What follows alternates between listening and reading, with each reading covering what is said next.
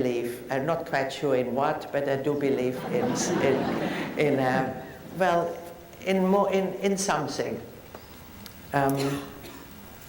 I hope that satisfies you. I don't know. Thank you. There are people back there.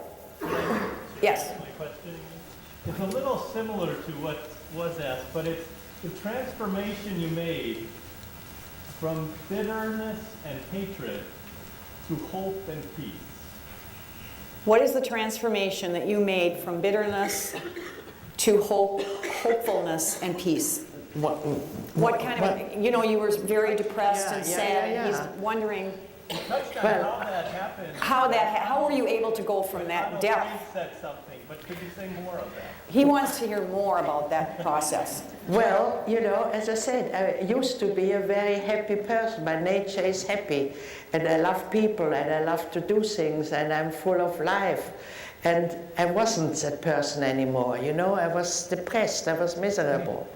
I tried to not to be in my family, and but so I worked continuously to overcome this, and I think I've received.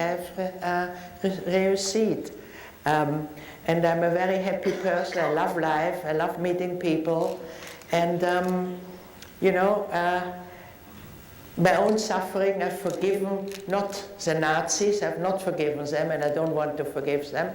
But I have good relationship with many German people, especially the young people who are great people, very guilty still about what has happened, and you know, so. I love life. I love being with you. I love talking, and you know, I'm happy. So I did overcome it eventually. Yes. Eva, I wanted to ask you a three-part question. What happened to the Leica camera? What did that camera mean to you? And was photography a way of making a living, or also a means of self-expression? Thanks a lot, Simka. Okay, where is your Leica camera? My Leica is at home. And I've used it for many years. And the second question? The second is, what did it mean to you? right, what did it mean to you, the fact that... What it means to me? The fact What did it mean that to Otto you? gave it to you as a gift, and this was your transition to England. Yeah, Otto gave it to you, and what did that mean to you? What does that camera mean to you? Well, it's an excellent camera. I think the best.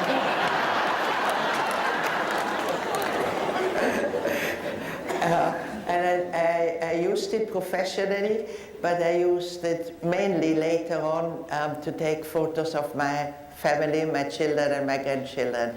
I must say myself, I take some beautiful pictures of them. There are some in her books, actually. And Simka, the last one had to do with, did she use it for a profession? Well, actually, you just answered the third question about how you use the camera. Okay, how Thank you, you. all right, thank you. And behind Simka? So one of my favorite family celebrations is Passover, and you're going home to celebrate with your family. What will you do to celebrate, and what does that mean to you? Okay, she said one of her favorite holidays is Passover, Yes. and she wants to know what you're going to do to celebrate Passover and what it means to you. My oldest daughter, so she's not at all religious, married a religious Jewish man. And, his, you know, some religious people don't compromise, and he does compromise in that way that they keep a vegetarian household. So she doesn't have to do the kosher thing, which is rather complicated. And they do a very beautiful Passover, lasting from when it gets dark till midnight. And I arrive on Friday morning, and Friday evening I have to stay up until midnight. I probably will doze a bit during the service. But anyway, it's beautiful because we remember all the things which God did for us and saved us from slavery. But he didn't save us from Auschwitz. So that is again a question, you know, why not? You know, so the Jewish people question, you know, they find out why this, why that, and so on, and this is part of why we are so clever, because we don't accept what the Bible says, we question it. The rabbis have big debates and the questions always. Now, one more from a person who hasn't asked one yet, and I'm sorry, but I can't. Right there, Diane. You've been awesome to share your life with us, and I'm listening to all the things that you went through. What kept you going? I mean, what made you keep going day after day when you were in the camp, and then when you were finally released? She said that it's been awesome of you to share these things with us, and she just can't get over what on earth got you through, basically.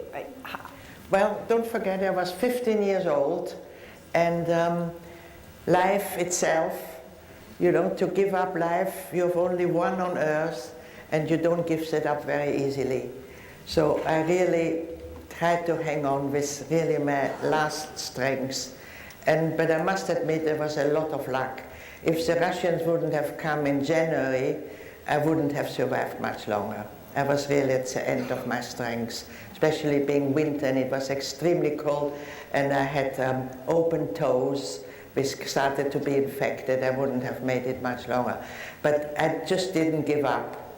And why I didn't give up? Because I'd hoped we would get back to this same family life, wonderful life which I had known before. And when I realized after the war that it would never come anymore, that's why I became depressed.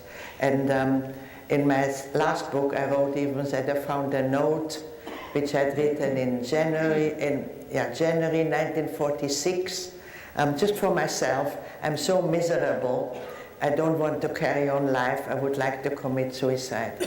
Can you imagine, I survived Auschwitz, but didn't want to live afterwards.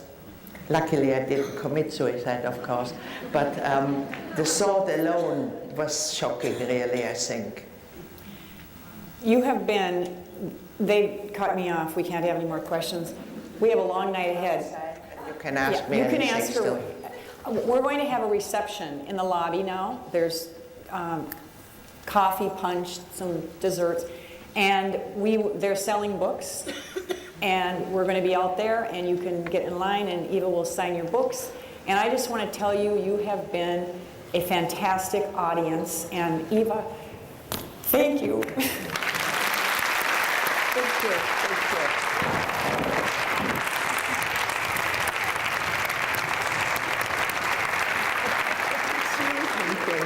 Thank you.